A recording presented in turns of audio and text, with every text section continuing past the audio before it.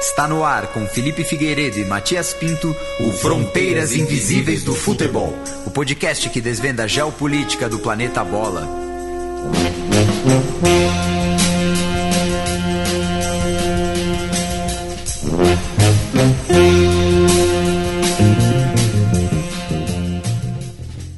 Boa alvorada, ouvintes da Central 3, está começando mais uma edição do Fronteiras Invisíveis do Futebol, parceria aqui da casa com o Xadrez Verbal. E falando no site, canal de YouTube, podcast, eu chamo ele, Felipe Nobre Figueiredo, o homem por trás do tabuleiro. Olá a todos os nossos caros ouvintes, olá a todo mundo que nos ouve, nos prestigia, nos divulga, nos adora, nos odeia. Olá, meu caro Matias, aqui chegando mais um Fronteiras Invisíveis do Futebol, seu podcast preferido de história e esporte. Como sempre, alguns recadinhos, né? Aqui a gente vai até, digamos assim, ser breve, porque a recepção do último programa foi muito legal, foi muito boa, né, com os nossos convidados, e mesmo tendo sido um programa longo para os padrões do Fronteiras, né, foi um programa que muita gente elogiou, muita gente divulgou, compartilhou, então ficamos muito felizes com isso, né, de poder fazer uma pontinha de alguma coisa, plantar uma sementinha, né. Então, dentre aqui alguns comentários, lá no site de Xadrez Verbal, o Nicholas William, ele fez uma explicação grande, longa, para quem se interessar, vai lá dar uma olhada, quando ele explica a questão da relação com a suposta maldição dos negros e a Bíblia, né? E ele colocando que, não que a nossa interpretação é errada, que de fato pessoas fazem isso, porém como essa interpretação dessas pessoas ela está errada, baseada na Bíblia. Também comentaram, o Ivan lembrou, né, que a gente, da nossa ausência, que a gente não lembrou nem da Marta nem da Formiga, né, pedimos desculpas, já que a gente acabou centrando no futebol masculino. Eu esqueci de fazer esse apontamento, porque justamente a gente já fez um programa sobre o futebol feminino, né? Sim. No ano passado. Então, por isso que eu não ia colocar mais a lista das atletas negras que jogaram pela seleção brasileira de futebol.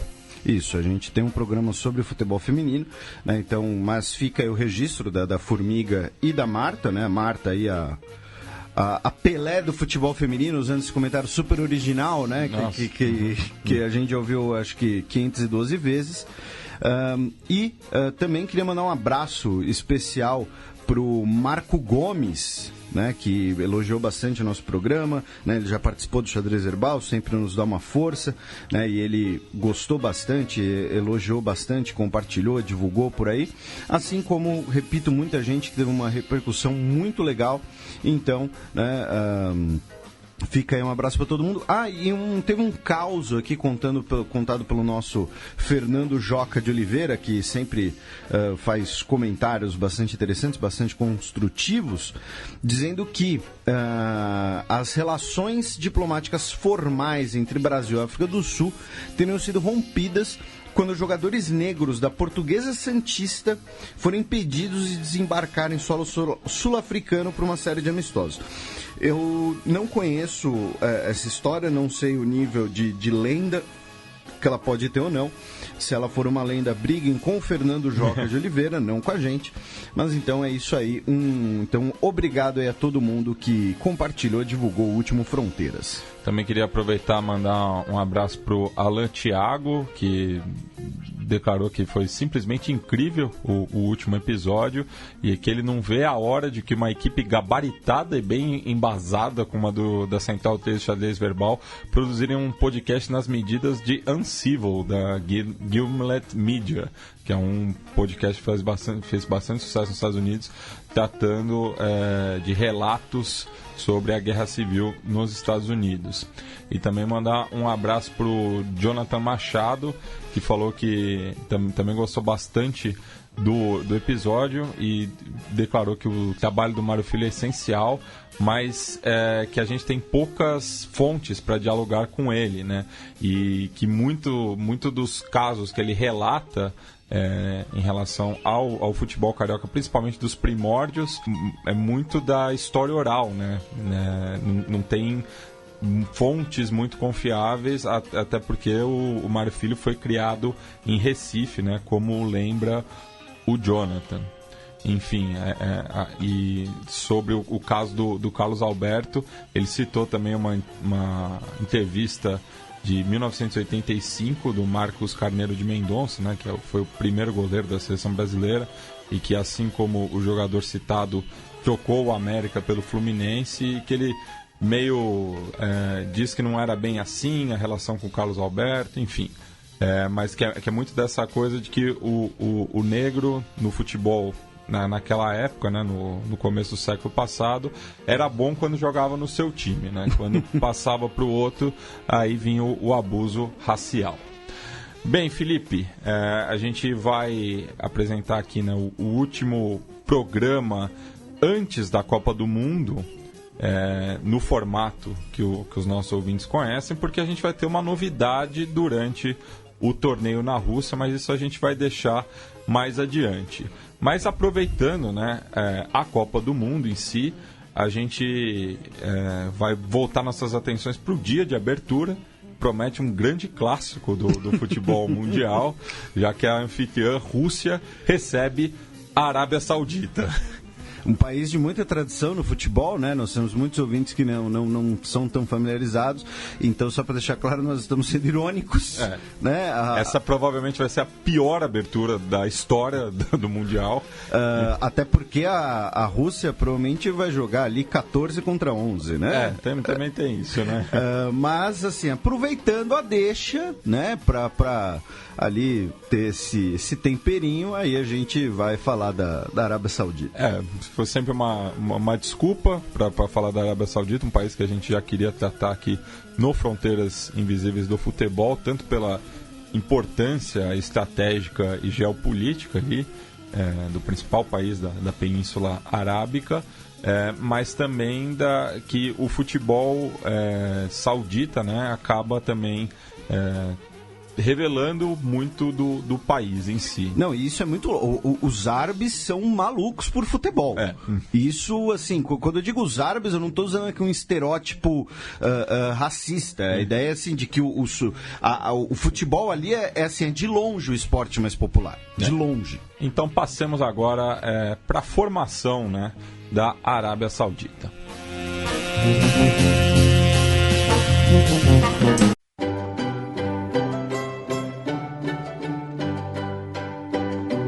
A história.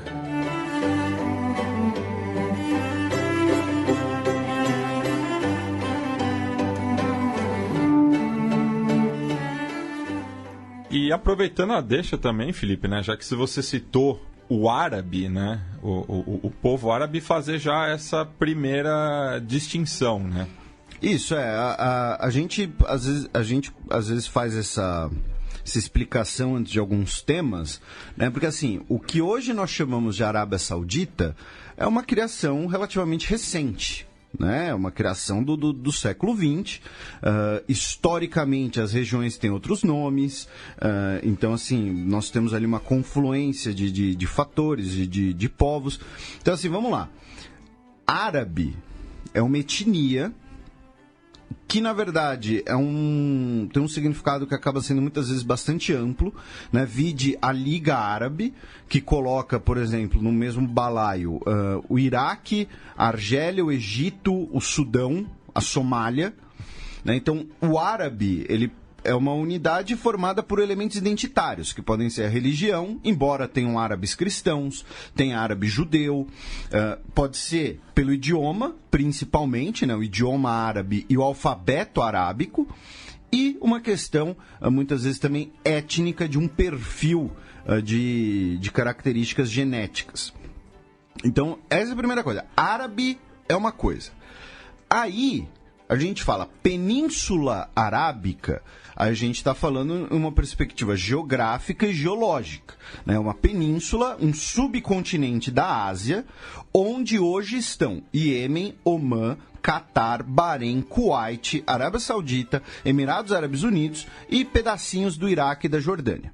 Tá? Península Arábica, que é da onde vem a palavra árabe, ela é uma definição geográfica, né? É aquele retângulo que sai do Iraque, digamos assim.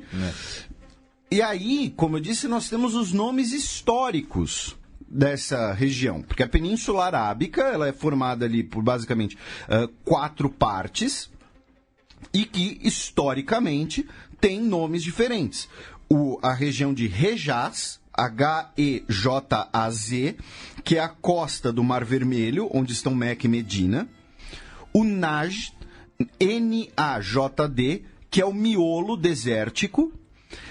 A Arábia Oriental, que às vezes é chamada de Bahrein. Hoje Bahrein é um país, mas costumava ser o nome da região, que é a costa do Golfo Pérsico. Onde está o Catar, por exemplo. Onde está o Catar também, Emirados Árabes. E o sul da Arábia, que historicamente é chamado ou de Iêmen, que hoje é um país também, ou de Assir. Então, assim, a gente está falando aqui de 4 pedaços diferentes que têm historicamente outros nomes. E os nomes Hejaz e Najd costumam ser muito mais presentes. E aí, finalmente, a gente chega no que é a Arábia Saudita, que é o segundo maior estado árabe, depois da Argélia, que ao norte faz fronteira com a Jordânia e com o Iraque, com Kuwait ao nordeste, Catar, Bahrein e Emirados Árabes Unidos ao leste, Omã ao sudeste e Iêmen ao sul, e tem ali o Golfo de Aqaba, separando de Israel, Egito, ali, Península do Sinai, no Mar Vermelho. Então, daí a importância e estratégia desse país, não só por estar localizado Meca e Medina, como o Felipe salientou, né, que são 2 cidades muito importantes para o mundo islâmico, mas também por fazer fronteiras com quase todos os países da região. Ela fica no meio do caminho do Oriente Médio, que já é o meio do caminho. Né? Então, assim, ela é a encruzilhada da encruzilhada, quase. Falando num perfil mais arqueológico agora, é possível que os primeiros humanos modernos que chegaram na Ásia vieram da África pela Península Arábica, né? Ali onde o chifre da África quase chega ali no Iêmen, né? O chifre da África é a pontinha ali da Somália, tem o Golfo de Aden, que é um local muito importante, né? A pirataria somali nos últimos anos é por conta disso, porque ali tem um trânsito naval muito grande, e é possível que por ali chegaram os primeiros humanos modernos, né, na Península Arábica. E a Península Arábica, ela é o berço dos idiomas semitas. E aí, o que são os idiomas semitas? São o árabe, o amárico. O amárico, aí você olha, pensa e fala, nossa, Felipe, nunca ouvi falar nessa birosca. Fica tranquilo que a gente também não. Mas é a língua tradicional dos povos etíopes. Tá? O hebraico e o aramaico, que é a língua que o Mel Gibson fez os atores aprenderem para fazer Paixão de Cristo. Né? Então, assim, os idiomas semitas, lembrando que a palavra semita vem da origem desse tronco de idiomas. Árabe, amárico, hebraico e aramaico vem da Península Arábica. Que seriam os descendentes de Sem, né? Que eram um dos filhos de Noé. Aí entrou na sua escola dominical, eu não sei. Eu na época do catequese, eu ficava, sei lá, pensando em Power Ranger. Na região do meio ali do deserto não existem tantos registros assim, por uma questão talvez até, né, de você ter povos nômades na região. Mas se a gente for destacar aqui na Idade Antiga, assim, no período antes do que a gente chama de Idade Antiga no Ocidente, né, ali a gente teve a civilização de Telmun, ali na costa do Golfo Pérsico, na região do atual Bahrein, mas também com partes da atual Arábia Saudita, e na Arábia Saudita, na atual Arábia Saudita, melhor dizendo, viviam alguns povos que têm eventuais conexões com a Bíblia, como o Matias já até citou. E aí, pensando na Arábia pré-Islã, Os povos nativos da Arábia, eles são tanto árabes sedentários, quanto tribos beduínas. Beduíno vem da palavra árabe Badawi, que era um integrante do CPM 22. CPM 22 é um integrante, que significa habitante do deserto. E já o árabe sedentário é o Hadir. Não é o árabe preguiçoso, que não gosta de bater uma bola, enfim. É que justamente sedentário de ter uma sede. De uma sede, ser fixo. Isso, ele tem ali uma terrinha, uma plantação. E é uma região onde as linhagens familiares acabam sendo muito importantes, inclusive no sentido político, né? A formação de identidades clânicas, e a gente vai ver isso na própria fundação da Arábia Saudita, né? Não, sem spoilers. E aí, novamente, a Arábia Saudita, separando aqui nas 4 regiões do país, ela vai ter influências, às vezes, um pouco diferentes. Na faixa litorânea do Golfo Pérsico, foi um ponto de encontro e de influência tanto persa, como o próprio nome do Golfo diz, como também babilônica.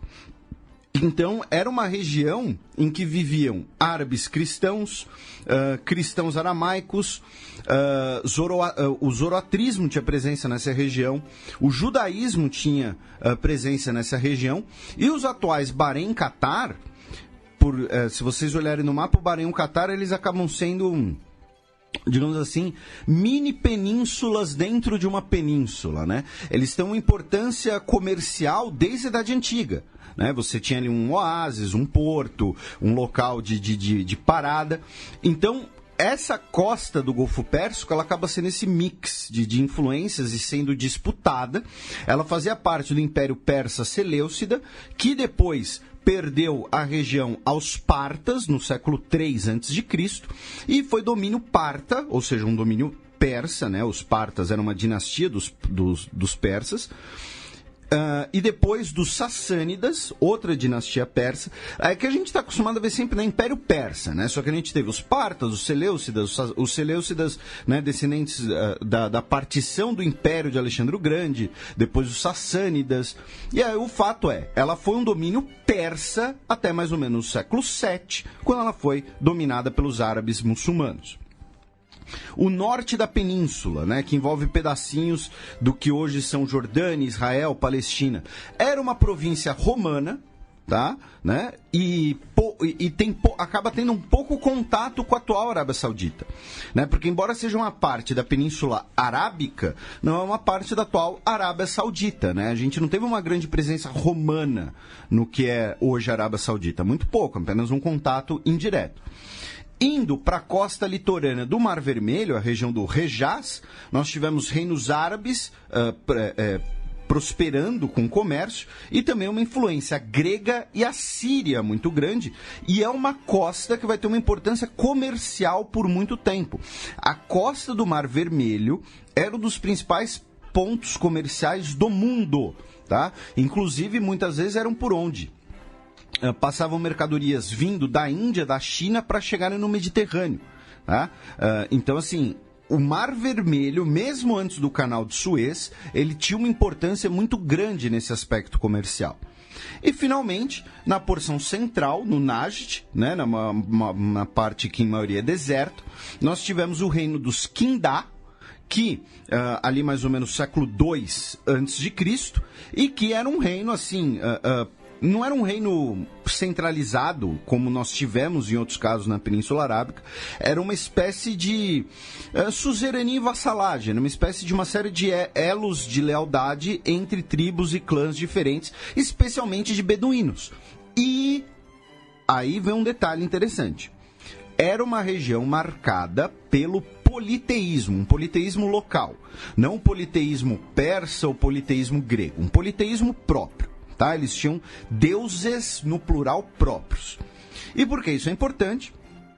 Porque aí nós temos, no ano de 571, o nascimento de Maomé em Meca, e em 662 ele vai fazer a Hegira, a sua migração para Medina, que é o ano inaugural do calendário muçulmano. Lembre-se, para o Islã, para a religião islã, hoje nós estamos no ano de 1439, porque a contagem para eles inicia com a Hegira de Maomé. Assim como nós estamos no ano 2018, porque a contagem cristã começa com o nascimento de Cristo. E assim como os judeus estão no ano 5000 e tanto, porque para eles começou lá com Abraão. E por aí vai, você tem diversos calendários. Né? Para os hindus, a gente está no... Esqueci agora que a gente está nos hindus, mas é mais ainda. Então... nós estamos aqui para os muçulmanos no ano 1439 e esse é o marco fundamental do calendário deles. É quando Maomé faz essa migração. Aqui a gente entraria num aspecto bastante religioso. Tá? Então a gente vai acabar, digamos assim, resumindo um pouco isso ao fim do programa, nas dicas culturais para quem quiser aprofundar, porque a ideia é a formação do reino da Arábia Saudita, né? Não é o surgimento, o estabelecimento do Islã, embora uma coisa esteja ligada de forma visceral à outra, né? Mas o Maomé, ele vai migrar para Medina e em Medina vai ser dado a ele vai conquistar, vai conseguir... Conquistar não é ainda a melhor palavra. Ele vai ter, vamos ao verbo mais neutro possível, um papel de árbitro entre disputas clânicas locais. Por quê? Porque nós tínhamos os clãs, né, as famílias tribais de Medina, que tinham disputas internas entre si, tanto pelo poder político como pela influência comercial, e Maomé ele chega com os seus seguidores iniciais, né, que vão ter um papel importante na fundação do Islã, né, esses primeiros seguidores que acompanham Maomé na Hegira, e aí vão falar, olha Maomé, você não é de Medina, você é de Meca, né? Então... você é um cara de fora, né? Você vai ter ali um olhar externo, então você pode ser esse árbitro aqui entre nós, né? Vai regularizar, vai aqui arbitrar situações entre nós. E aí, Maomé vai com isso consolidar uma posição de liderança das 8 tribos de Medina, mais os seus companheiros que vieram de Meca. Vai estabelecer a Constituição de Medina, que vai estabelecer digamos assim, uma aliança entre essas tribos, e ele vai estabelecer também os padrões de comportamento para Medina. Vai ser, como o próprio nome diz, né, Constituição de Medina, né, que vai inclusive estabelecer o respeito por outros povos do livro, né, no caso especialmente judeus e também cristãos. Então, essa é uma questão interessante, que é o seguinte, o Islã, num geral, né, claro, você vai ter diferentes vertentes, mas ele coloca os povos do livro, cristãos e judeus, num patamar diferente desses politeístas do deserto. O politeísmo é uma coisa muito mais abominável do que as pessoas que acreditam num único Deus. Inclusive, Jesus, para algumas denominações muçulmanas, é considerado um profeta de Alá. Ele é o segundo mais importante, né? O Jesus, ele vai retornar para julgar as almas no julgamento final. Né? Em Meca tem um túmulo separado esperando por Jesus, para o retorno de Jesus. Que em árabe ele é Issa, né? E isso fica bem marcado, por exemplo, na conversão, né, de diversos afro-americanos ao Islã, muito a partir da atuação da nação do Islã. Esses afro-americanos vindo de famílias tradicionalmente cristãs, era uma forma de trazê-los consigo, né? De falar, não, Jesus não anula. Não anula a Alá. Ele, pelo contrário, ele é um mensageiro da palavra de Deus. E com Maomé, os exércitos de Medina, unificados sob a sua bandeira, vão conquistar a Península Arábica. Eles vão unificar a Península Arábica apenas com os sucessores dele, que as conquistas muçulmanas vão além da península. É bom deixar isso claro, tá? Com ele é somente mais ou menos a península. E aí, quando Maomé morre em 632, e outra coisa, né? Às vezes tem uma questão, muitas vezes, de terminologia. Às vezes algumas pessoas implicam com a tradução, Maomé, né? Porque o Islã, ele tem essa característica separada, por exemplo, do cristianismo contemporâneo, de que é manter tudo em árabe. Né? Até porque, por exemplo, no cristianismo muitas vezes tem aquela discussão sobre traduções, né? Não, porque essa tradução veio do grego, aí essa veio do hebraico, mas aí do hebraico foi para o alemão, e aí blá, blá, blá. Então, no caso do Islã, tem essa tradição de manter no árabe. Então, às vezes, algumas pessoas reclamam da tradução da palavra de Maomé. Só que a gente está usando Maomé porque é uma palavra em português, porque é o nome em português, e mesmo dentro do Islã não é proibida a tradução dele. A gente mencionou no último Xadrez Herbal, o conquistador de Constantinopla era o sultão Mehmet, que é Maomé em turco. Né? Então, e outra coisa, cara, pesquisando para esse... Não foi para esse programa, foi para alguma nerdologia. Tem um sobrenome chinês que é a tradução de Maomé, que é adotado pelos uigures, né, que são muçulmanos ali que vivem na região noroeste da China. Eu não vou lembrar agora, mas tem uma versão chinesa, digamos assim, da palavra Maomé. Mas, voltando aqui, Maomé, ele conquista a Península Arábica e ele morre em 632. E aí, a própria questão da sua sucessão vai ser uma questão importante e que dura até hoje.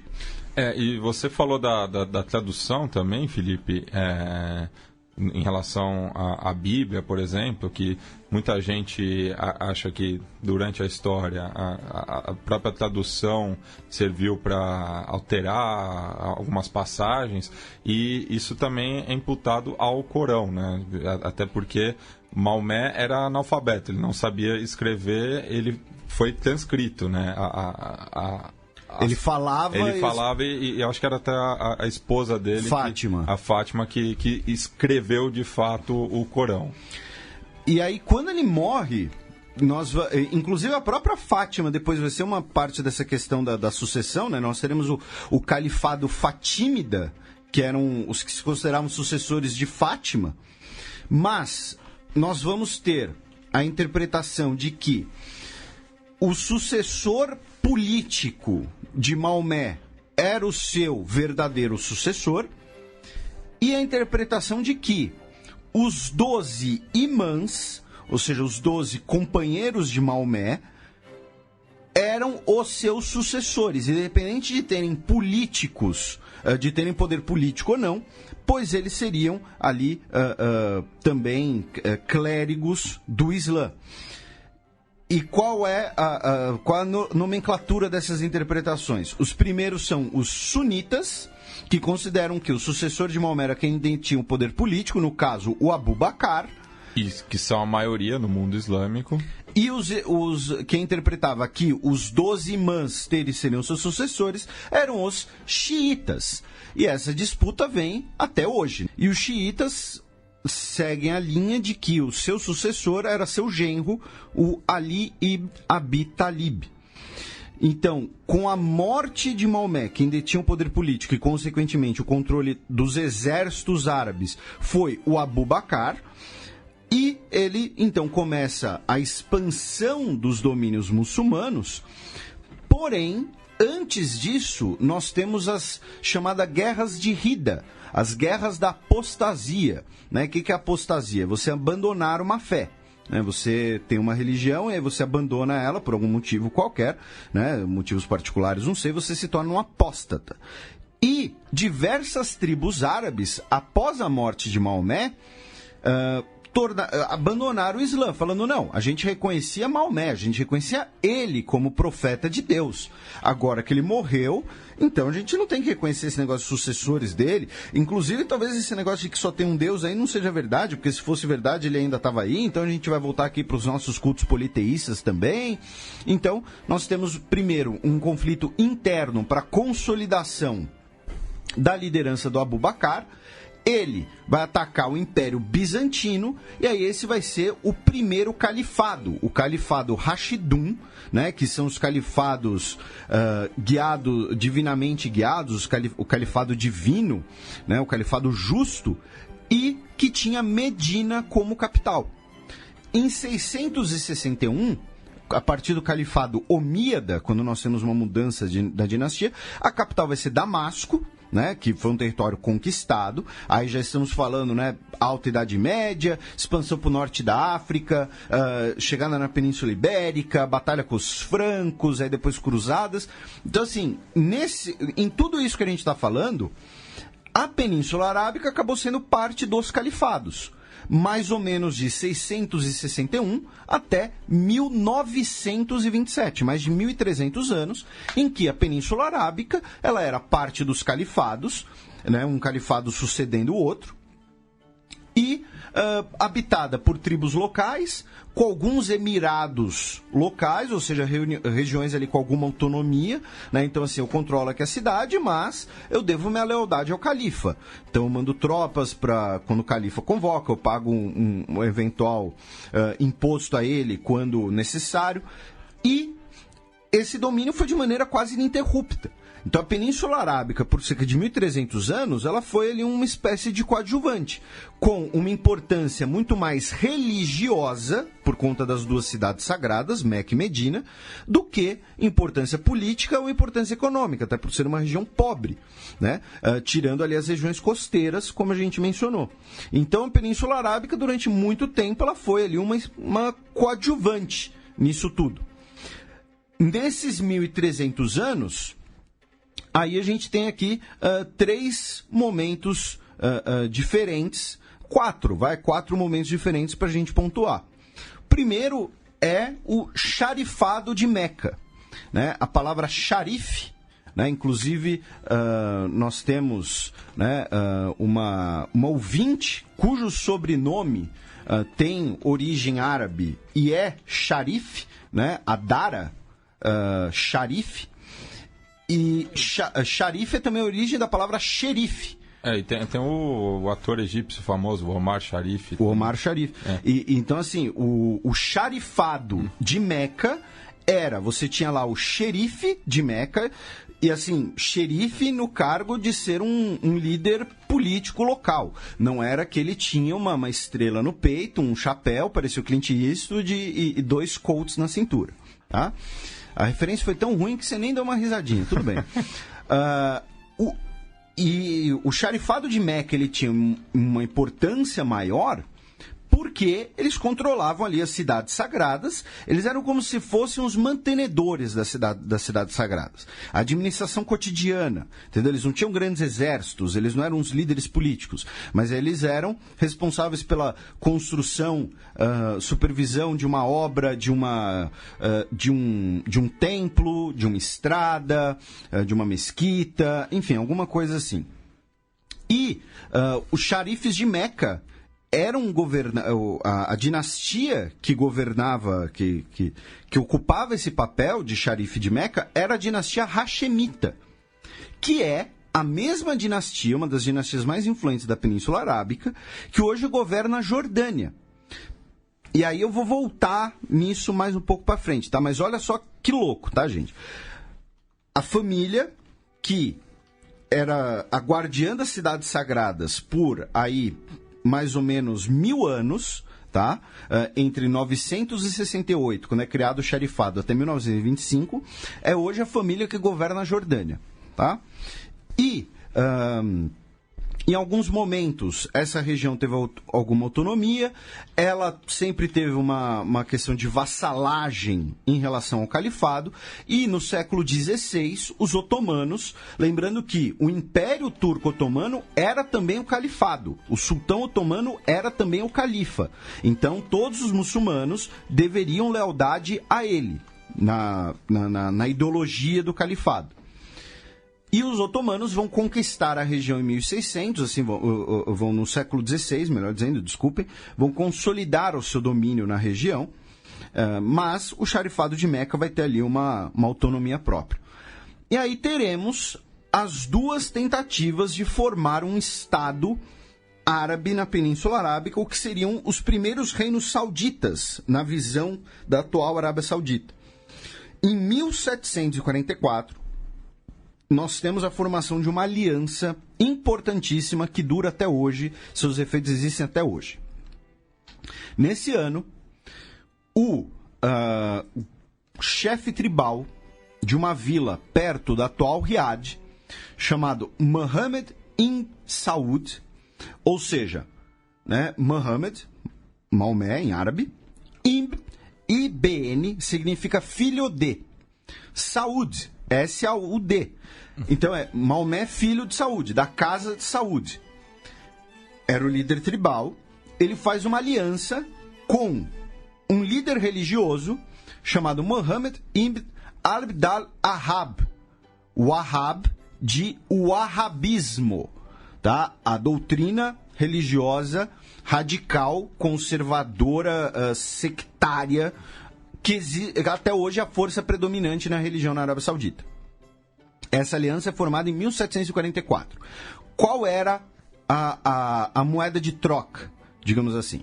Para o Wahhab, existiam práticas novas no Islã que deveriam ser combatidas, deveriam ser abolidas. Porque lembre-se, o califado ele vai conquistar o Império Bizantino, depois ele vai ter diversos pontos de contato com os reinos cristãos, mas especialmente pela conquista do Império Bizantino,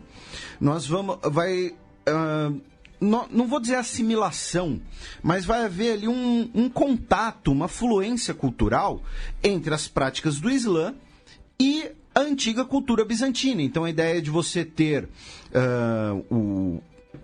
mesquitas grandiosas, a ideia de você ter túmulos, né, como locais importantes, a ideia de você venerar líderes religiosos ou militares do Islã como se, entre aspas, como se fossem santos, que é uma prática que existe até hoje no xiismo, inclusive, em partes do xiismo, né?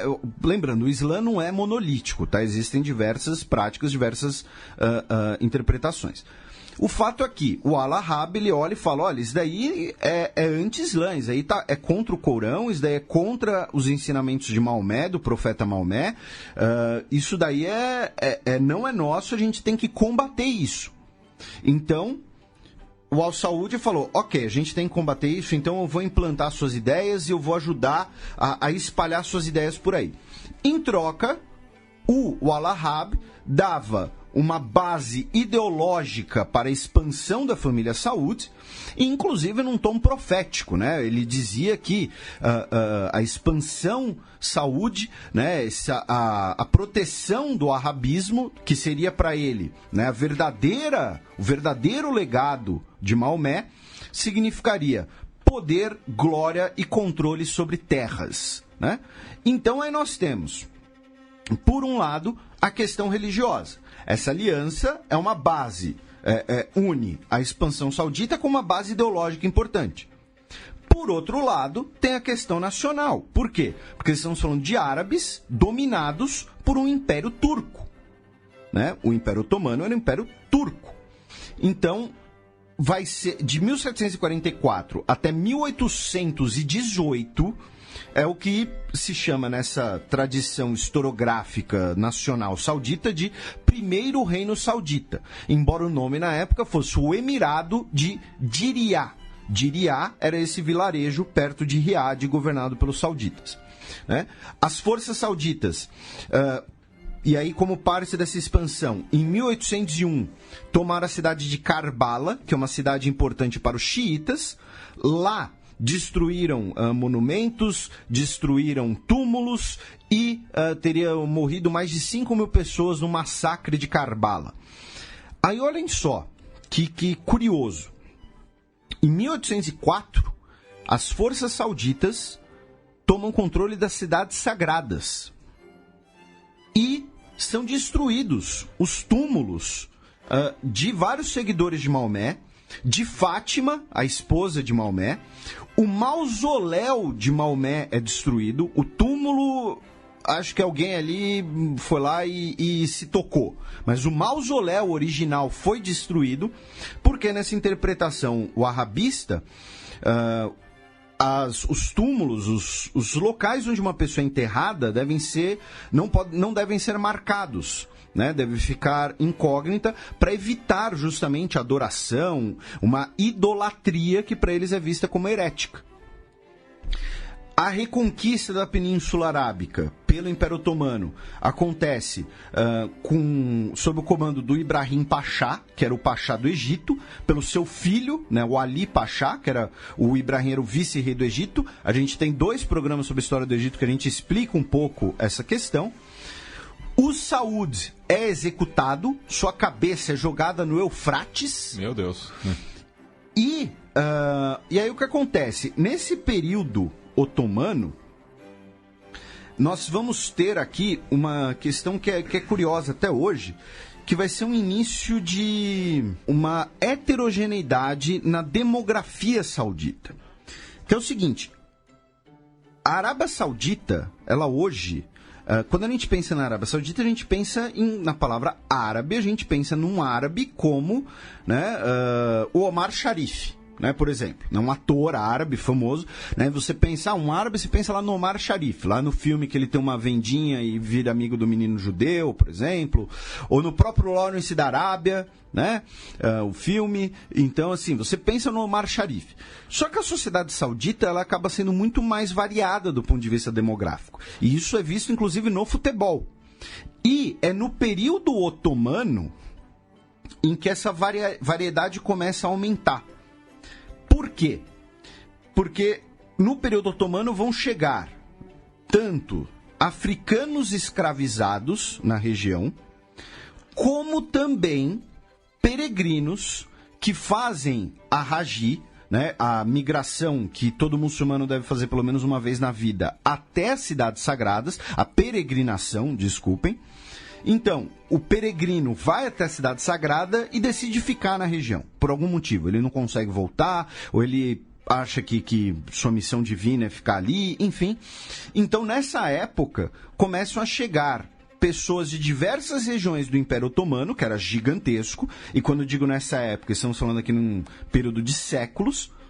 E aí, hoje, por exemplo, nós temos cerca de 1 milhão de pessoas que vivem na Arábia Saudita, da etnia Hausa, que é originária da Nigéria, por exemplo.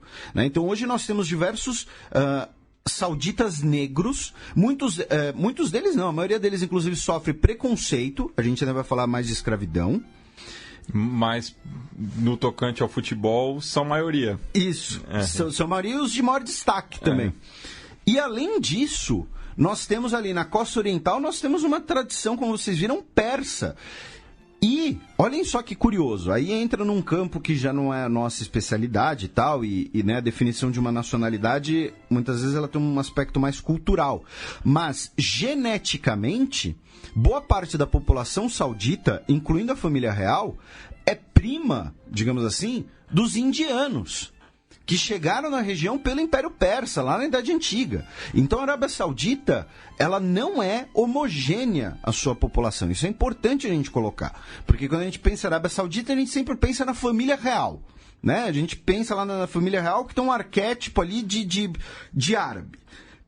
Mas isso não reflete toda a população, pelo contrário. Porque ela fez parte de um império vastíssimo, com a instituição, inclusive, da escravidão de diversos tipos de pessoas. Né? Nós tivemos escravidão de pessoas da Ásia Central, que foram para a Península Arábica também, né? Que pessoas ali que, não sei se seriam classificados etnicamente como chineses, mas que têm traços orientais, isso que eu quis dizer. Né?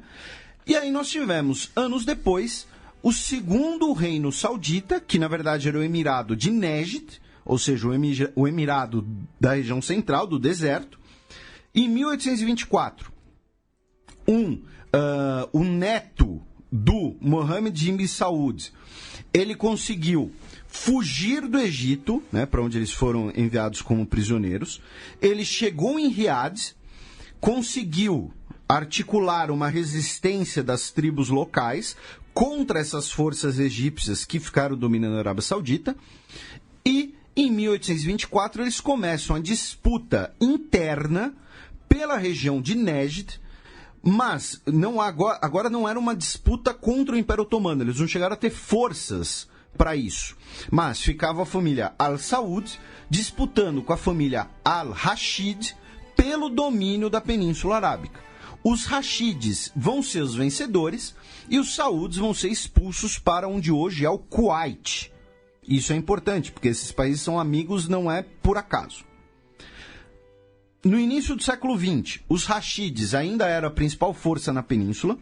O Império Otomano estava progressivamente enfraquecido, e nós temos ali o início da revolta árabe. Por quê? Porque os povos árabes ainda não queriam estar sob um domínio turco, nem sob um domínio egípcio, mameluco. Se você não sabe o que é mameluco egípcio, repito, vai lá, 2 programas sobre a história do Egito, tá super legal.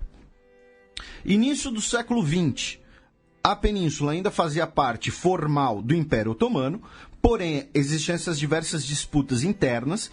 Em 1902, os Al-Saud voltam do exílio, né, ficaram 20 anos aí no exílio, no que hoje é o Kuwait.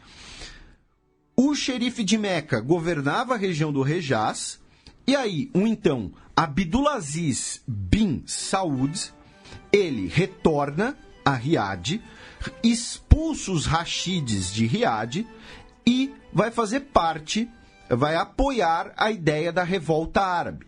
A revolta árabe começa em 1916, proposta por Hussein bin Ali, que era o xerife de Meca, ou seja, ele era visto como a principal autoridade na península. O que estava acontecendo em 1916, só para vocês lembrarem? Primeira Guerra Mundial. O Império Otomano era aliado dos alemães e dos austríacos e dos búlgaros contra a França, Reino Unido e Rússia. Reino Unido e França vão virar e falar: olha, árabes, vocês não querem domínio otomano, a gente está lutando contra os otomanos, a gente vai mandar armas e oficiais militares e dinheiro para vocês, inclusive vai mandar esse tal Lawrence da Arábia aqui, esse Alec Guinness, e ele vai ajudar vocês numa revolta contra o domínio turco. E se vocês ajudarem a gente a derrotar a Turquia, depois da guerra vai existir um Estado árabe unificado. Queria compreender mais ou menos o que hoje é Síria, Líbano, Jordânia, Israel, Palestina, Iraque, Arábia Saudita e todos os outros países ali da Península Arábica. Aí, o Levante Árabe ele vai ter sucesso, só que a família Saud, embora ela apoiasse a ideia do Levante Árabe, ela não vai fazer parte. Por quê? Porque eles não queriam fortalecer tanto assim a posição do xerife de Meca, e a prioridade deles era bater nos Rashides, dentro do deserto. Não era lutar contra os otomanos lá no litoral, lá no que vai ser o mandato da Palestina. O importante é ter foco, né? O importante é ter foco, exatamente. Aí os Al-Saud, eles ficam um pouco de lado na revolta árabe.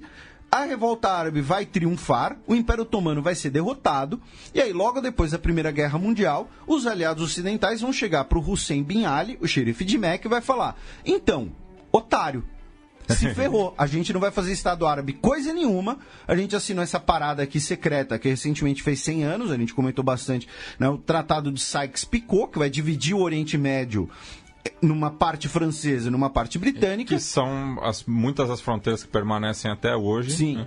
Aquela fronteira super criativa entre o Iraque e a Arábia Saudita. É uma régua. E aí, olharam e falaram, então, não vai ter Estado Árabe nada, a gente divide entre nós e você vai ficar aí passando vontade do seu Estado Árabe aí. Mas a revolta árabe, de certo modo, teve sucesso, né? Mas aí, então aí a gente chega aqui, final da Primeira Guerra Mundial, o xerife de Meca tá pé da vida porque foi traído pelos aliados, os saúdes se concentraram em bater nos Rashides, que eram os rivais regionais, e o Império Otomano acabou.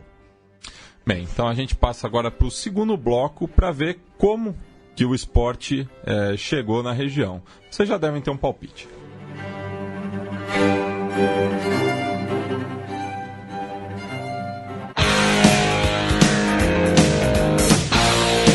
O campo.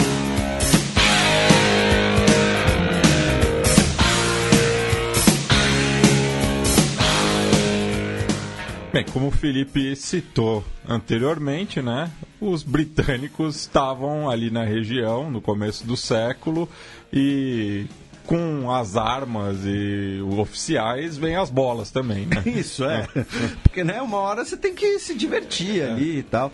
Assim, mas é curioso que o futebol, ele chega na Península Arábica com os britânicos, os soldados britânicos na parte ocidental, né, na costa do Mar Vermelho, mas na costa do Golfo Pérsico chega com os indianos e os iranianos. Que, ó, os indianos começaram a jogar bola por quê? Né? Tanto que o nosso querido Biratan Leal certamente vai saber, mas algum desses países do Golfo, Emirados Árabes, Bahrein, não sei, é muito bom no cricket, inclusive, por conta dessa chegada de indianos que já praticavam esporte.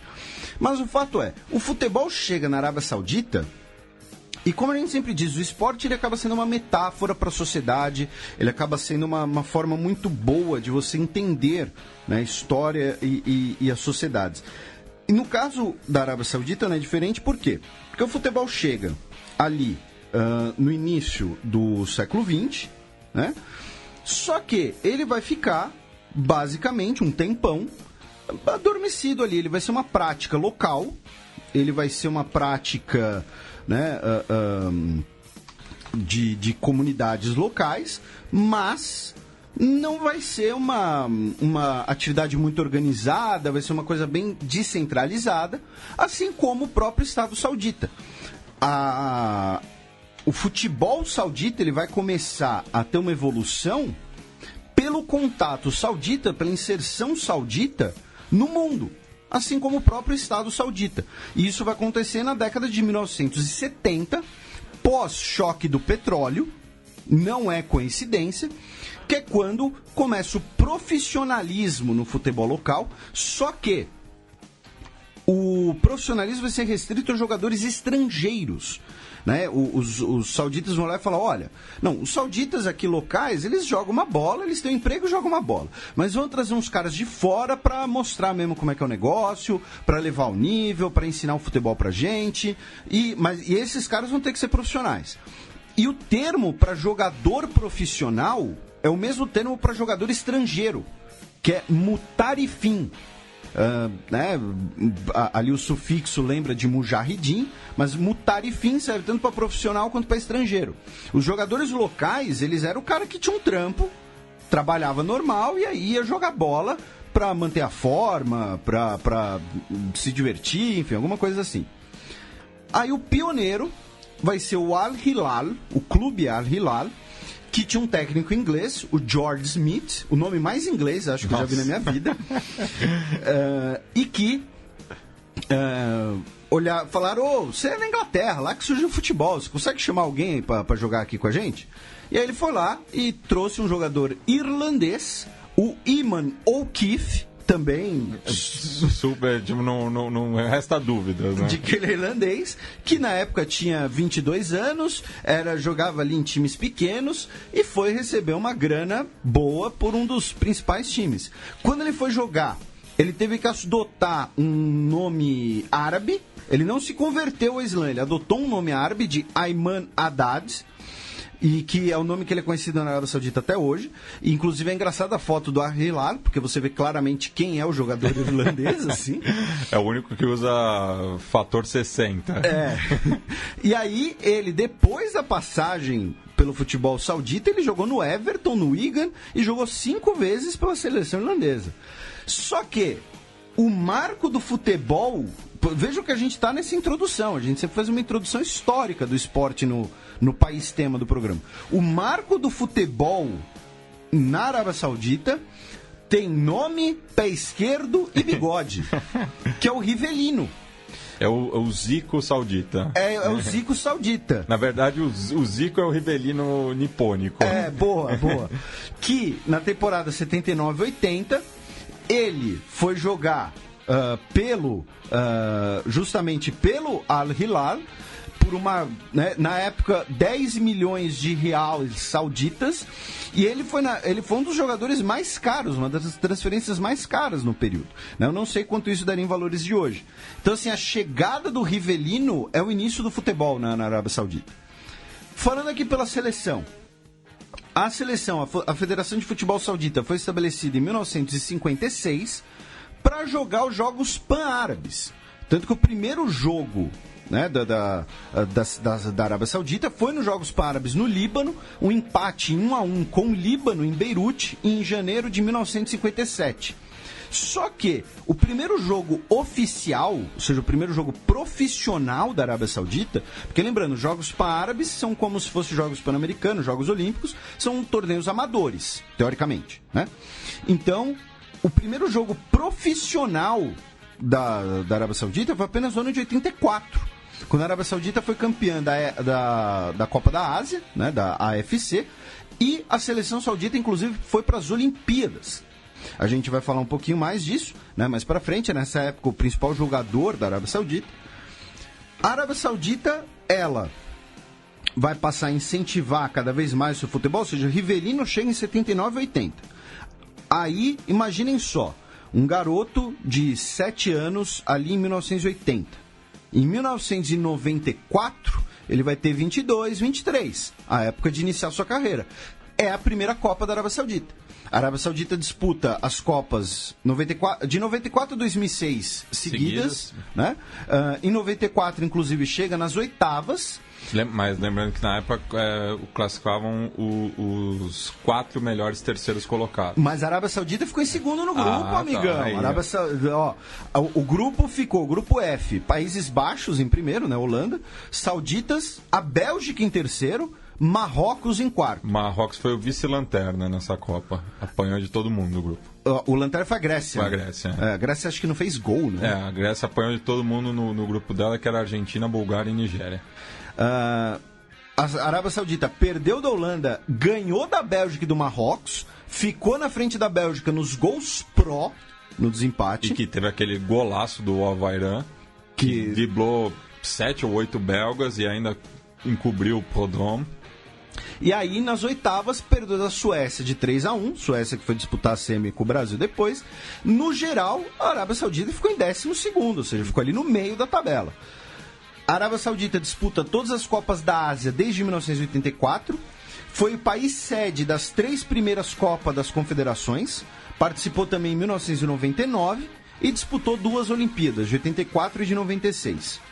Falando de títulos da seleção, tem 3 Copas da Ásia, 84, 88 e 96, 3 vices, 92, 2000 e 2007, o vice da Copa das Confederações de 92, que na verdade era a Copa Rei Fahd, que foi o preâmbulo da Copa das Confederações, que teve a Argentina campeã, Estados Unidos em terceiro e Costa do Marfim em último. Eram só os 4 campeões de confederações mesmo e não tinha Europa.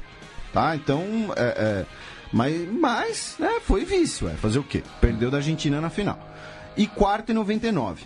E tem 5 títulos de campeonatos árabes ou do Golfo Pérsico, tipo Copa do Golfo, Copa do Futebol Árabe, enfim. Quem tem mais jogos pela seleção é o Mohamed Al-Daea.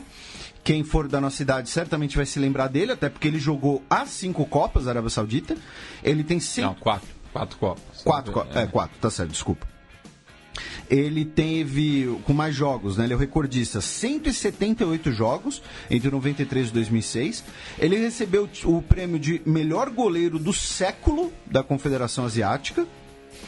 Não sei, né? Eu só lembro que ele jogava de calça e que ele era barato no Ineleven. E ele jogou pelo Al-Tae e pelo Al-Hilal. E quem tem mais gols pela seleção é o Majed Abdullah, que teve 71 gols em 116 jogos, jogou entre 78 e 94.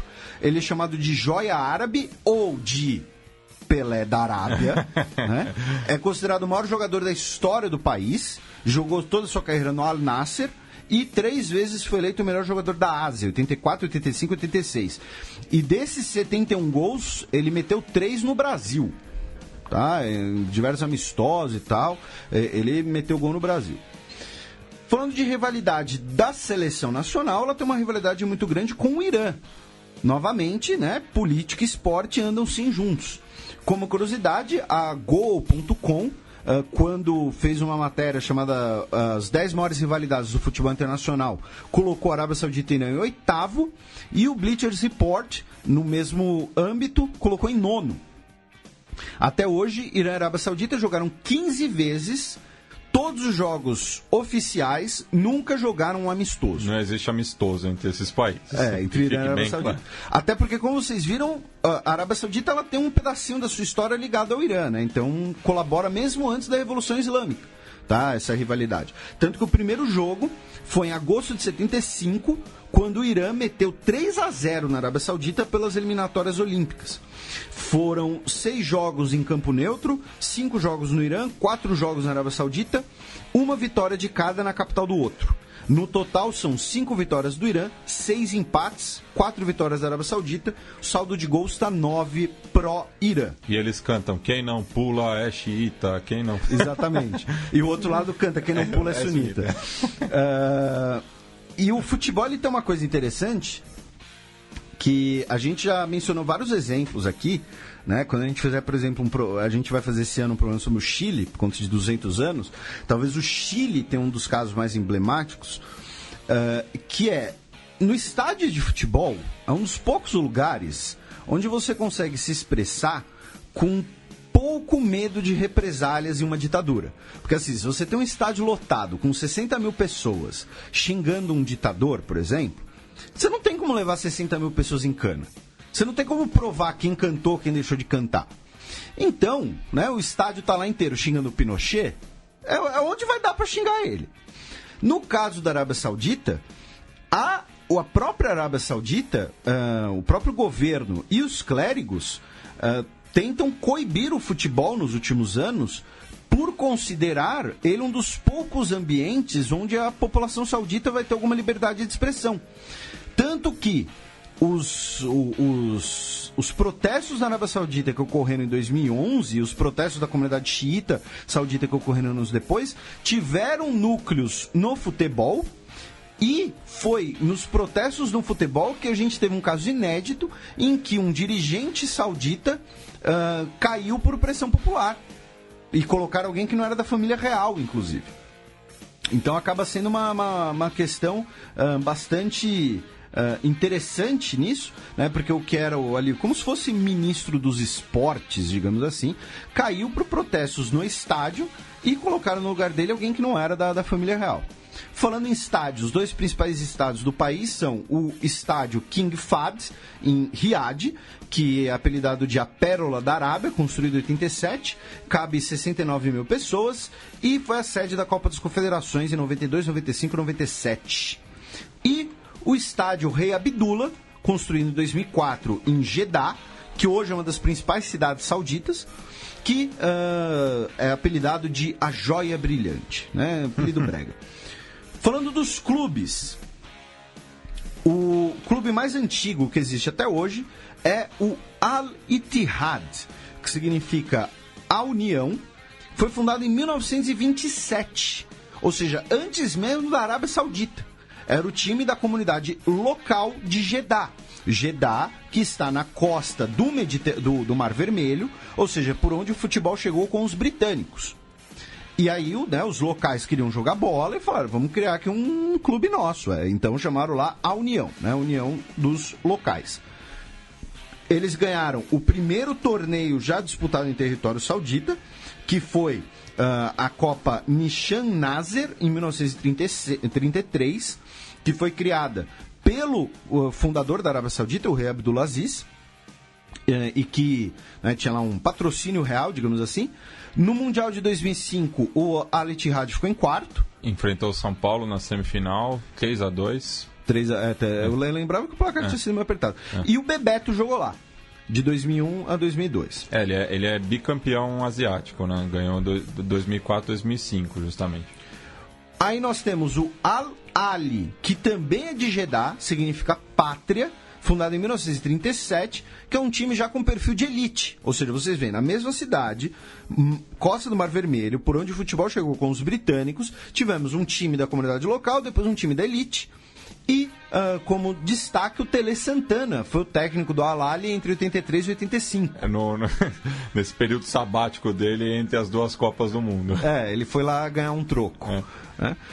Aí nós temos o Al-Nasser, que significa vitória, que é de Riad, já fundado em 55, pós-guerra. Ou seja, veja, os dois clubes mais antigos são da área que teve mais contato com os britânicos. Aí só no pós-guerra a gente foi ter um time em Riad, o Vitória, Al-Nasser, de 55. Foi fundado por dois irmãos, o Hussein e o Zeid Al-Jaba, e quando ele se profissionalizou, um príncipe foi lá e tomou controle. Não, tá bom, mas agora o clube é meu. Nada mais saudita do que isso. Clubes com esse mesmo nome tem no Oman, no Kuwait, no Bahrein, no Emirados Árabes e na Líbia, porém o da Arábia Saudita é o mais antigo. Participou do Mundial de 2000, ficou em terceiro no grupo. Né? Era o grupo do Corinthians, né? Isso. E teve como técnico o Papai Joel em 88 e 89. E aí, em 1957, é fundado o Al-Hilal, o Crescente, significa crescente, de Riad, que é o time da monarquia, é o time da família real. Ele foi fundado pela família real, com o nome de Clube Olímpico, e aí ele foi fundado com o nome de Clube Olímpico, e aí no ano seguinte o rei mandou trocar o nome. O rei Abdulaziz mandou trocar o nome, tá? Então, assim, não à toa é o recordista de títulos no país, e foi o time onde jogou o Rivelino, né? Então, assim, não à toa o time de maior títulos é o time da família real. Eu acho que isso não é coincidência.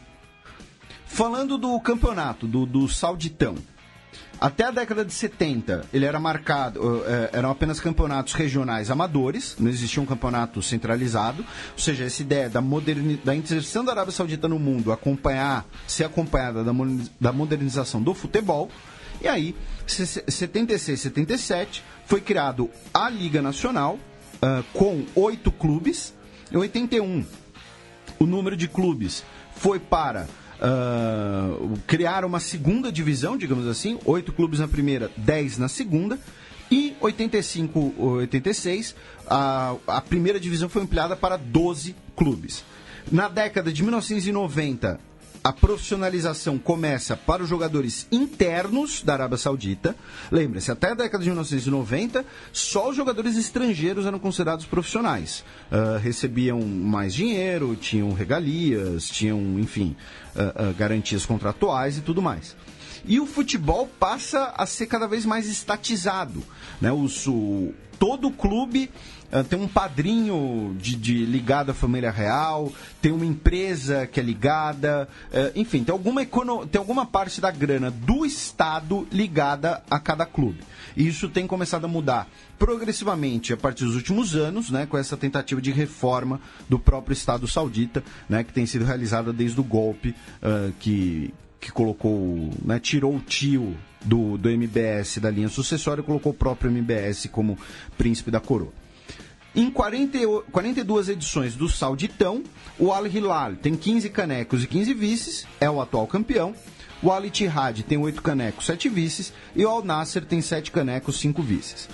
Pensando por cidade, Riad tem 28 títulos, 15 do Al-Hilal, 7 do Al-Nasser, 6 do Al-Shabaab. Jeddah tem 11, já bem menos, 8 do Ittihad, 3 do Al-Ali. Aí Daman tem 2 títulos com o Al-Etifaq.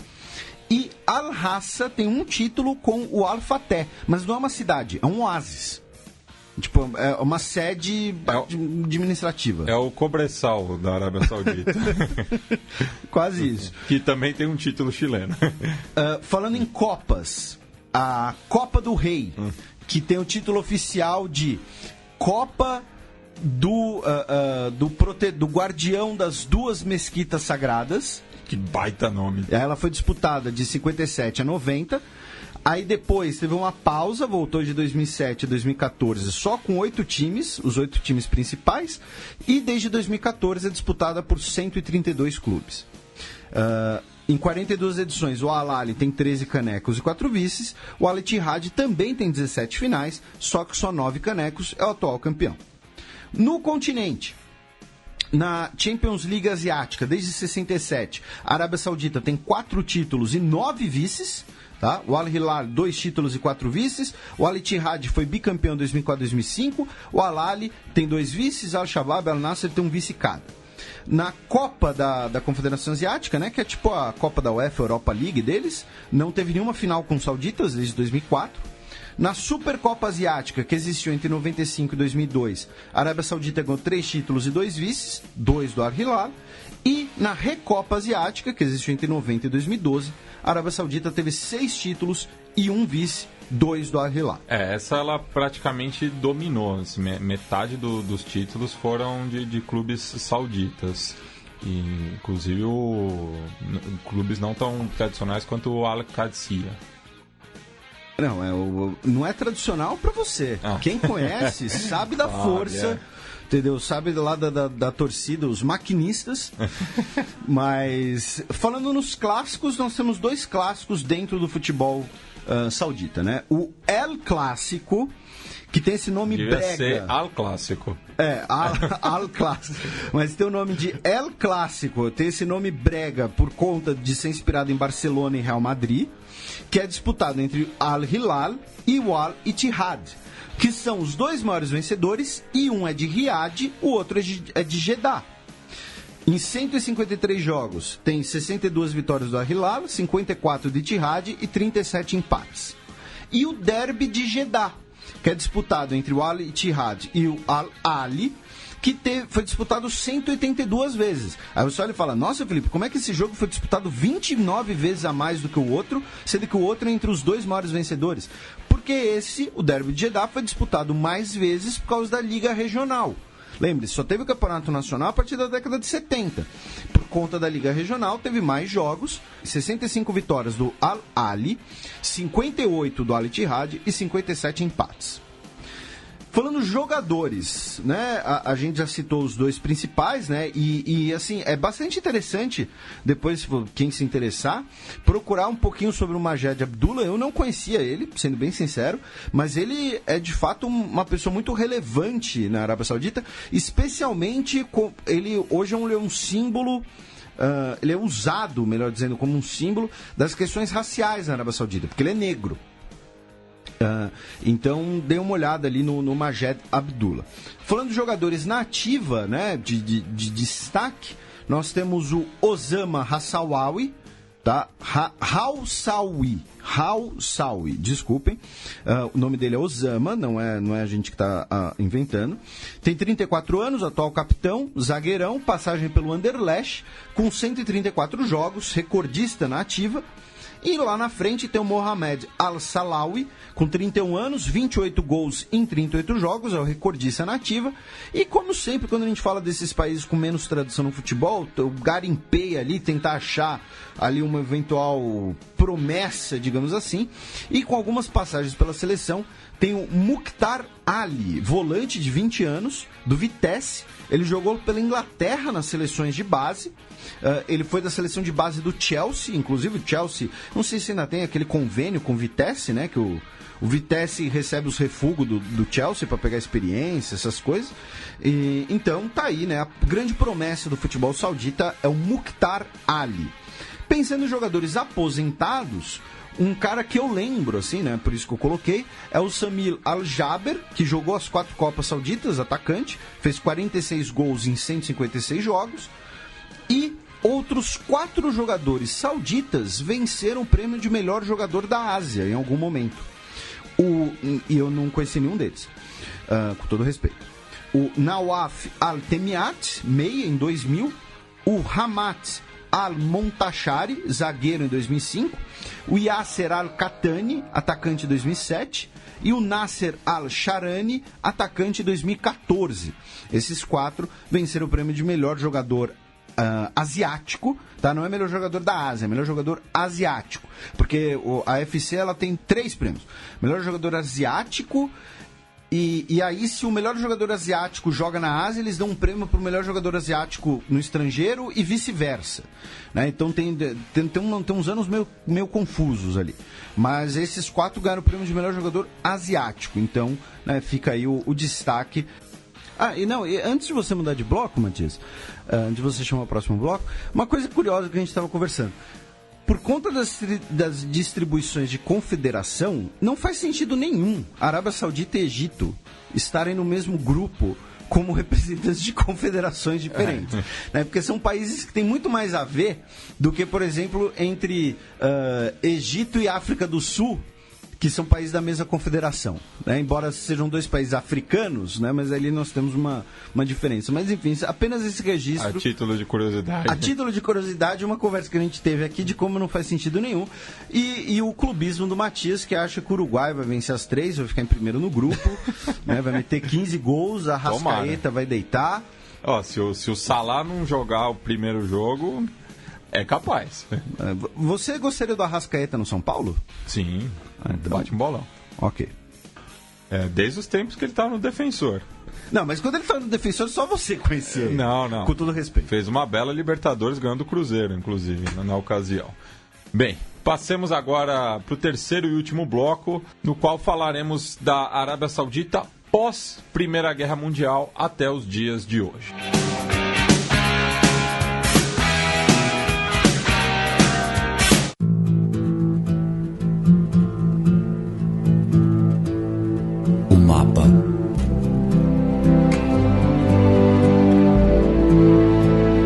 Bem, Felipe, retomando, né, essa disputa entre os Saud e os Rashid, a gente vai agora tratar um pouco desse personagem central na história saudita, que é o Abdul Aziz bin Saud. Isso, ele que é o fundador da Arábia Saudita, ele que é o pai de todos os reis sauditas desde então, e isso não é exagero, tá? A gente já falou disso no Xadrez Herbal, mas a gente vai repetir isso daqui a pouco. Mas, né, o Abdulaziz, ele vai partir para essa conquista dos territórios Rashid e, a partir disso, né, tomar territórios que estavam na posse dos otomanos. Inclusive, né, ele vai tomar dos otomanos a região de Al-Hassa, né, H-A-S-A, que é a região onde está o petróleo da Arábia Saudita. E é uma região habitada majoritariamente por xiitas. Em outras palavras, o que a gente está querendo dizer é o seguinte: uma hora vai dar muito ruim nessa região. Porque a Arábia Saudita não vai abrir mão dessa região e, ao mesmo tempo, ela não se dá bem com as pessoas que moram ali, desde sempre. Então, uma hora vai dar ruim. Alguns anos atrás... isso é complicado falar isso, né? Alguns anos atrás, quando já existia xadrez verbal, né? Mas a gente comentou de um clérigo xiita que foi executado pela Arábia Saudita por conta desses protestos, e é nessa região aqui, tá? E a principal ferramenta das conquistas da família Saud foi um exército chamado de Ikhwan, I-K-H-W-A-N, que era um exército beduíno, wahhabita. Era um exército de beduínos convertidos ao wahhabismo, esse pensamento radical, puritano, digamos assim, né? Do Islã, puritano aqui falando como um substantivo, né? Não como um substantivo comum, não como um substantivo próprio, mas era esse exército tribal beduíno. E a Abdulaziz estava ali conquistando e tomando a região do Najd e regiões vizinhas. Até 1923, ele não queria se meter com o rei do Hejaz, o antigo xerife de Meca, o Hussein bin Ali. Por quê? Porque, esse cara aí, ele é aliado dos britânicos, se a gente mexer com ele, ferrou. Se a gente mexer com ele, os britânicos vão bater na gente. Só que aí, em 1923, temendo ali que o Hussein bin Ali, pelo seu descontentamento com a traição ocidental, conseguisse articular, né, grupos árabes contra o domínio britânico dentro ali do que hoje onde são Jordânia, Síria, os britânicos foram lá e mudaram o apoio deles para o Al-Saud. Por quê? Porque falaram, esse Bin Ali aí, ele está reclamando demais, esse Bin Ali não está fazendo as coisas direito, ele está pé da vida com a gente, uma hora ele vai querer trair a gente. Então, antes dele trair a gente trai ele, tá? É mais fácil. E aí foram lá e deram apoio ao Al-Saud, falando, olha, Saud, é o seguinte, você pode conquistar o Hejaz, a gente não vai fazer nada, e você promete que não vai passar daí. Você fica aí com esse pedação aí de Arábia, e o resto você deixa pra gente. Beleza, fechou. Aí, as tropas dos Ikhwan, né, foram convocados, tomaram a região do Hejaz, Meca foi saqueada novamente, símbolos de práticas, né, hereges foram destruídas. E olhem só, no domínio saudita de Meca, de 1924 até hoje, cerca de 95% dos seus prédios históricos foram destruídos por questões religiosas. Nos últimos 50 anos, dos prédios, dos locais ligados a Maomé, sua família e seus companheiros imediatos, a maior parte foi destruída. Hoje sobram menos de 20 estruturas em Meca que remetem ao período de Maomé, ou seja, com mais de 1000 anos de idade. Tá? Por conta dessa visão puritana de destruição de símbolos pagãos, símbolos antigos, símbolos hereges, e que foi executada também por essa unidade Ikhwan. E aí, lembre-se que eu falei, né, que a família, né, Hashemita era uma família importante nessa região. Aí os britânicos falaram, olha, a gente apoia o Saud, eles tomaram a região. Para consolar vocês, vamos fazer o seguinte, Hashemitas. Vocês governam ali a Jordânia, a Síria e o Iraque, tá? No fundo, vocês vão ser testa de ferro do Reino Unido e da França, mas a gente dá uma coroa aí para vocês. E aí, no caso da Síria e do Iraque, ambas as famílias hashemitas foram destituídas com os levantes baatistas, né? O partido Baath, do Saddam Hussein e do Assad, na Síria, até hoje. Tá? Então, como tudo, né, fecha, né, um laço. Em 1926, o Abdulaziz se declara rei do Hejaz e rei do Najd, e depois ele vai, né, fundir esses dois títulos. Só que, como com essa conquista da região, né, do Hejaz, essa região que lá desde a antiguidade tinha um papel comercial, uma sociedade um pouco mais variada, com um fluxo grande de pessoas, de influências culturais, ela acabou sendo imposta, dominada por essa cultura wahhabita, e mesmo esse fluxo comercial, essa influência de outras regiões, a própria influência europeia acabou diminuindo, que é um dos exemplos ao futebol, né? Como a gente viu, os dois times mais antigos são dessa região. Em 1927, é assinado o Acordo de Jeddah, em que o Reino Unido reconhece a independência do reino do Abdulaziz, que ainda era o reino de Hejaz e Najd. Em troca, como eu disse, ele promete que não vai encher o saco de ninguém. Só que o exército Ikhwan, né, eu ia falar milícia, não sei se é o melhor termo, mas as tropas Ikhwan falaram, não, peraí, a gente tem que espalhar o arabismo, porque os outros muçulmanos ainda estão ligados a essa tradição bizantina, essas ideias novas, essas coisas que não são muçulmanas de verdade. A gente tem que começar a atacar também a Jordânia, o Iraque, o Kuwait, esses domínios. O Abdulaziz falou, olha, eu não vou apoiar vocês, porque se a gente fizer isso vai dar ruim com os britânicos.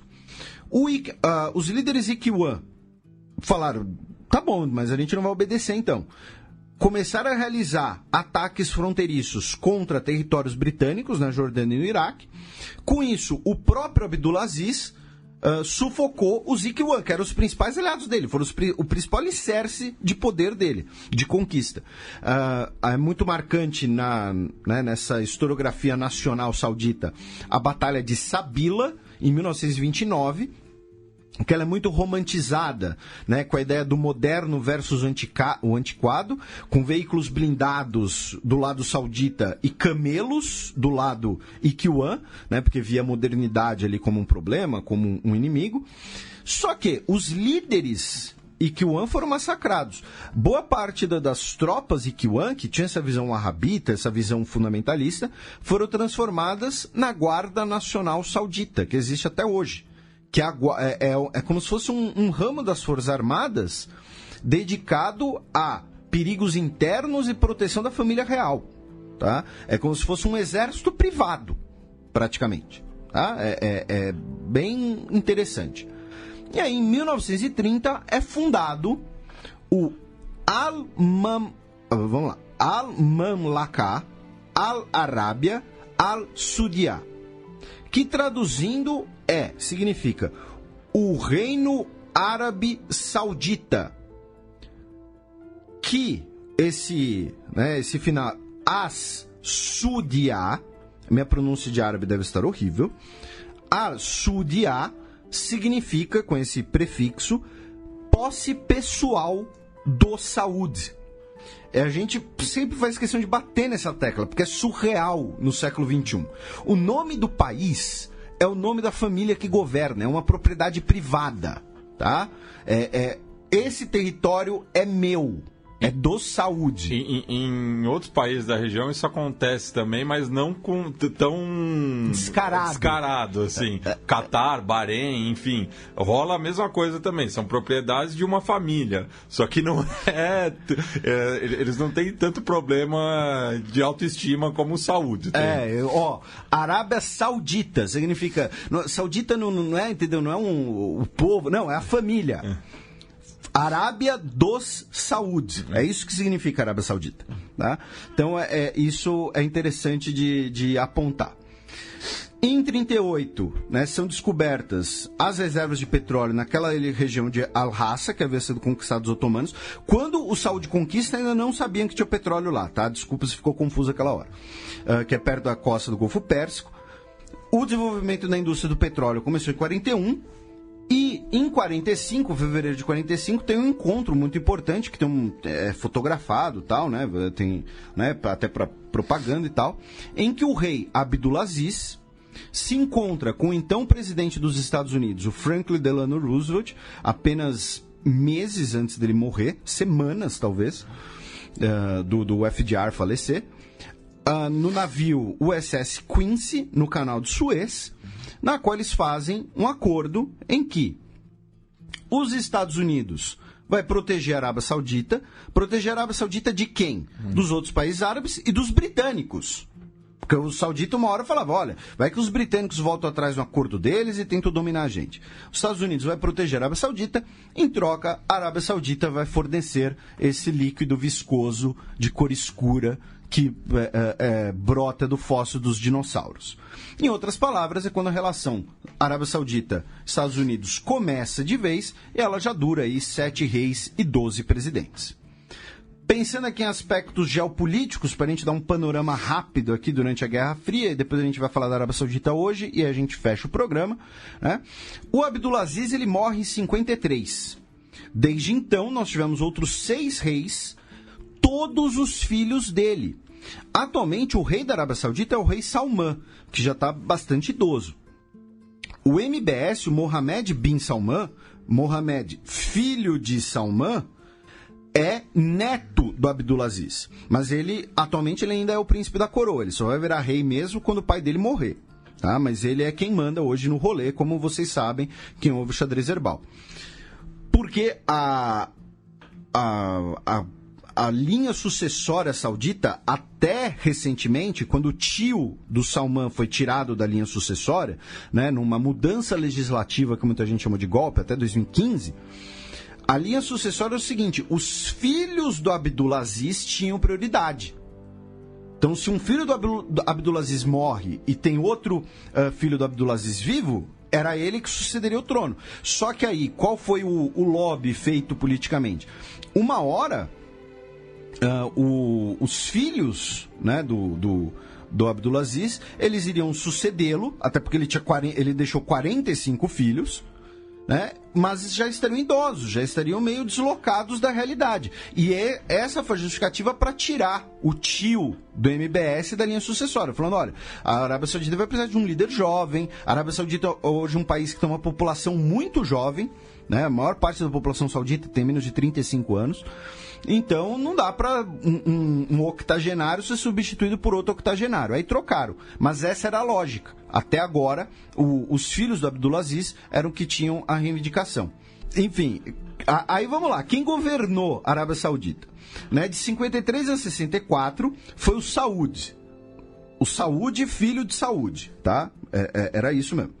Em 64, ele foi derrubado pelo irmão Faisal, que governou até 75, quando ele foi morto por um sobrinho. Mas o irmão dele, o meio-irmão dele, né, o pai desse sobrinho, não estava na linha sucessória. Há algo de podre no reino da Arábia Saudita. O sobrinho foi executado por decapitação, e até hoje ninguém sabe por que o sobrinho matou o tio rei. Tem diversas teorias da conspiração, e tem imagens. Tipo, só que parece que são imagens que são guardadas às 7 chaves, mas tem imagem. Aí quem governou entre 75 e 82 foi o Khalid, de 82 a 95 foi o Fad, que ele estava com a saúde debilitada, então assim, ele só morre em 2005. Mas de 95 a 2005, né, ele teve problemas de saúde. Quem governou na prática foi o rei Abdullah, que governou a Arábia Saudita de fato e de direito entre 2005 e 2015. Em 2015, o rei Salman. Então assim, é fácil falar todos os chefes de Estado da Arábia Saudita, não foram muitos. Pensando aqui no Oriente Médio, a Arábia Saudita ela tem uma agenda própria, como vocês viram, né, deslocada. A Arábia Saudita nunca fez parte, por exemplo, do panarabismo, né, muito menos do panarabismo secular. Por quê? Porque a ferramenta de política, tanto interna quanto externa, a base ideológica da Arábia Saudita é o arabismo, o extremismo sunita. Então, a Arábia Saudita, durante a Guerra Fria, inclusive, viu o arabismo secular do Nasser, da própria família Assad, como uma coisa próxima ao comunismo. Uma coisa que destruiria a religião. Que explica muito a guerra no Iêmen. Isso. A guerra no Iêmen, que é ali entre xiitas e sunitas, mas também entre a antiga realeza iemenita e os arabistas socialistas, né? O Iêmen chegou a ser uma república socialista árabe, né? Vai ser nesse período em que o rei da Arábia Saudita vai assumir o título de guardião das duas mesquitas sagradas, ou seja, um título assim que, embora pareça um título apenas pomposo, religioso, tem uma função de política externa. Fala, olha, vocês têm que me ajudar porque eu sou o guardião da cidade sagrada, porra. Eu que sou aqui quase um substituto do califa, né? Quase isso. E a Arábia Saudita vai participar indiretamente das guerras contra Israel. Por que eu digo indiretamente? Né? Tirando a primeira guerra de 48, em que a Arábia Saudita participa ativamente, nas outras ela vai financiar com dinheiro, vai mandar armamento e vai assim, olha, as tropas sírias podem invadir Israel e quem vai guardar a fronteira são as tropas sauditas, mas as tropas sauditas em si não participam da guerra com Israel. A Arábia Saudita vai ser um dos principais articuladores do choque do petróleo, né, em 73, como punição ao apoio dos Estados Unidos a Israel, né, que vai levar o petróleo para casa do caramba, vai surgir o pró-álcool e tudo mais. E apenas em 1962, tá? Você conhece pessoas mais velhas que isso, a escravidão é abolida na Arábia Saudita. Na época, tinham cerca de 300 mil pessoas escravizadas. Então, fica o registro. Em 79, nós temos dois eventos importantíssimos para o que é a Arábia Saudita de hoje.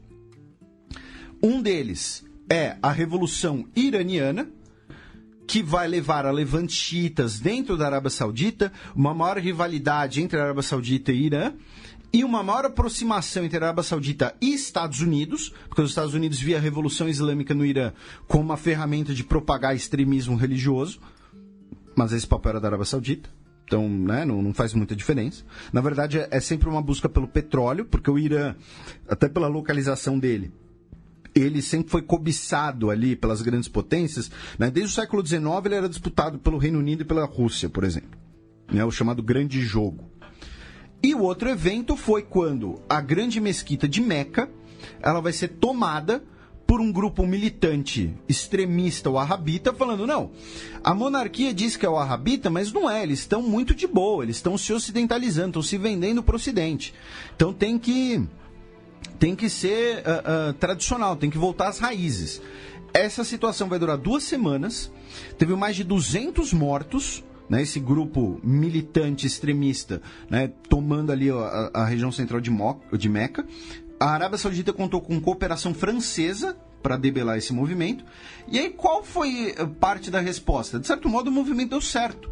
Porque a família real decidiu, então, ser muito mais tradicional, muito mais assertiva sobre os costumes wahhabitas. Tanto que vai ser depois desse evento que nós vamos ter o fim dos cinemas na Arábia Saudita, que voltaram agora.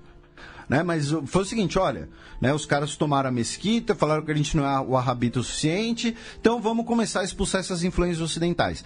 E aí, é importante a gente notar que é o seguinte, quando a gente fala Arábia Saudita financia o terrorismo, às vezes pode até não ser o Estado central saudita, só que na Arábia Saudita o Estado, a economia e a família real se confundem numa coisa só.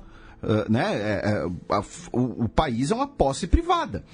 Então, quando a gente fala da família real saudita, a gente está falando de cerca de 15 mil pessoas, sendo que dessas 15 mil, cerca de 2 mil homens têm posições de poder, posições de privilégios, posições de relevância. Então, o príncipe MBS ele pode até falar, não, a Arábia Saudita não financia o terrorismo, mas dentre esses 2 mil, vai ter alguns que são wahhabitas fundamentalistas radicais e vão financiar esses grupos. E vão financiar a Al-Qaeda, vão financiar a Daesh, vão financiar Osama Bin Laden. Tá? Então, assim, a própria família do Osama, ela, embora não fosse parte da família real, era uma família muito influente na Arábia Saudita. Outra coisa interessante, né? Muitas vezes as pessoas fazem aquela pergunta, por que na Arábia Saudita, se o governo é uma ditadura tão ruim, por que não derrubam o governo? A Arábia Saudita é um estado rentista, toda a renda do país vem do petróleo. Então, o que isso quer dizer? Um cidadão saudita, ele tem educação e sistema de saúde de graça e não paga imposto. Ele vai reclamar do quê? Ele vai protestar contra quem? Vai protestar por quê? Então, você tem aqui um Estado absolutista que domina todos os aspectos da sociedade e da economia como a família, e essa família você não tem como controlar todo mundo. Então, por isso que a gente fala que os sauditas são dos principais financiadores do terrorismo extremista nas últimas décadas. Isso é verdade. Isso está no Wikileaks. Né? Se vocês quiserem aqui uma pequena prova. Né? Tô falando em tom sarcástico. E aí, na Guerra do Golfo, a coisa começa a azedar ainda mais. Por quê? Porque na Guerra do Golfo...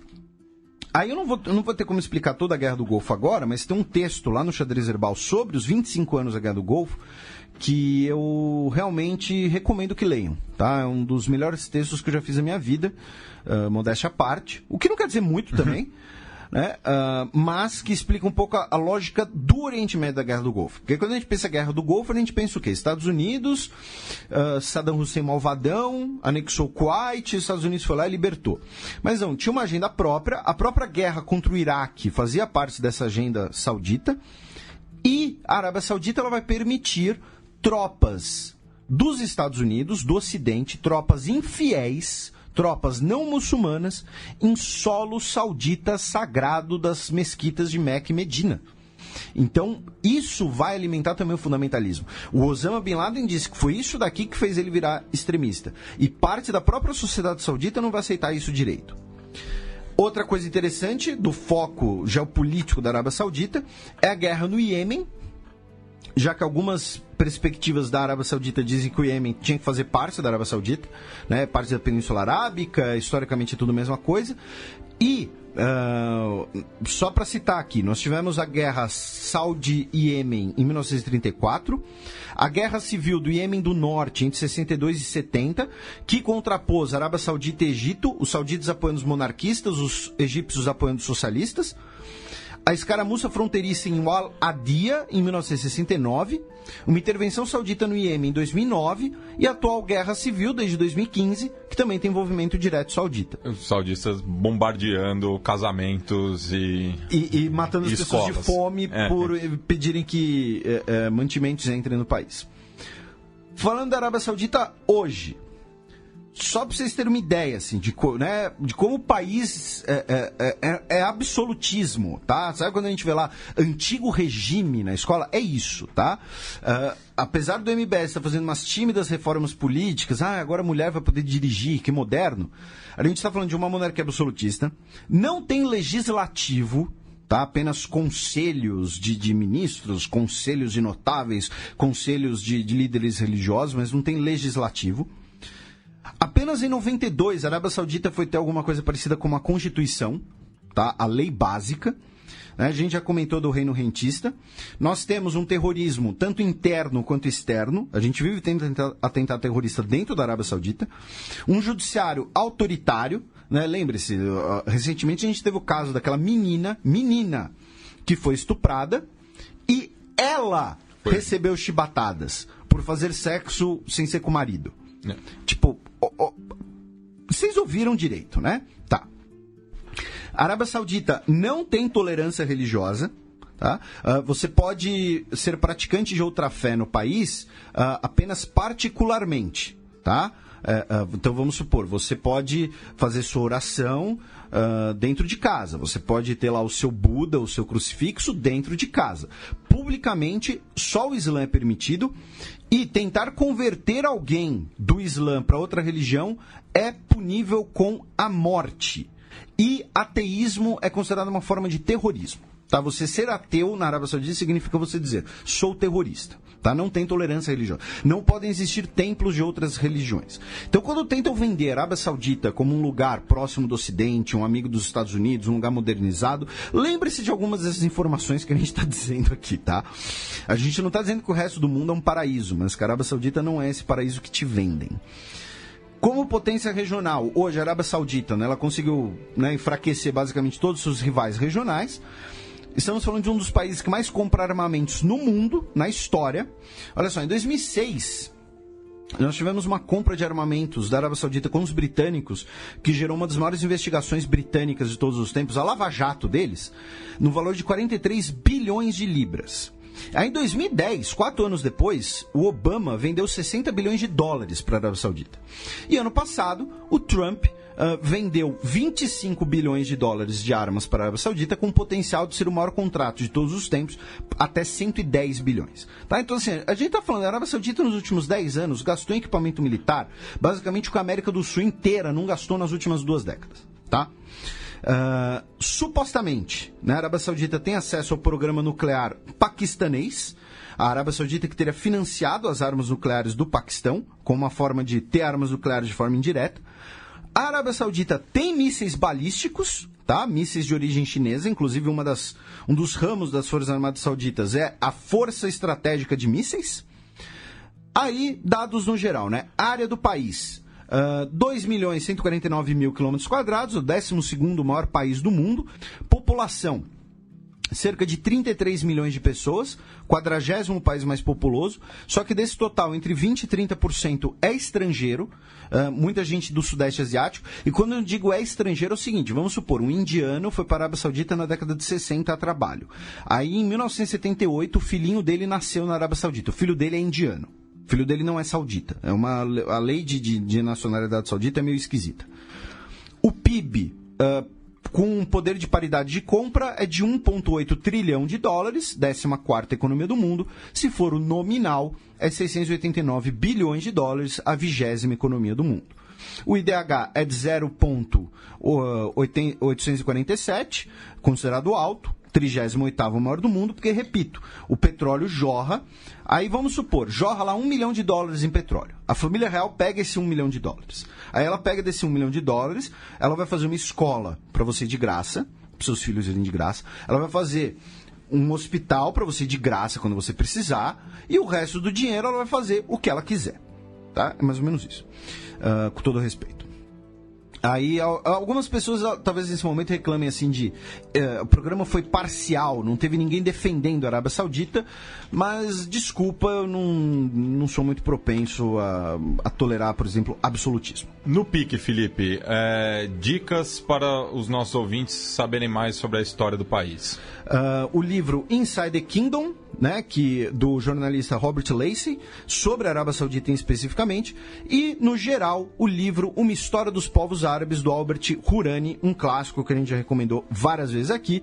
E muito obrigado a todo mundo que nos ouviu até aqui, todo mundo que nos divulga, compartilha. Um abraço a todo mundo e um abraço também aos nossos financiadores. Já a minha dica cultural é o livro When Friday Comes, Football, War and Revolution in the Middle East, do jornalista britânico James Montag, que faz um trocadilho com um dos principais zines do futebol britânico, que é When Saturday Comes, falando do dia do futebol na Inglaterra, que faz em relação ao dia sagrado, né, para os muçulmanos, e que traz um panorama do futebol na região, né, do Egito até o Irã.